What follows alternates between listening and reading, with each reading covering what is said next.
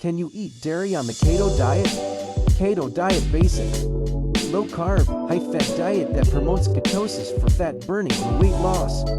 Dairy in keto helps maintain ketosis with high fat, moderate protein content. Benefits: provides calcium, vitamin D, and probiotics for bone and gut health. Drawbacks: some may experience lactose intolerance, allergies, or weight gain. Best dairy for keto: cheese, butter, heavy cream, high fat, low carb. Low carb options: Greek yogurt, cottage cheese, and hard cheeses.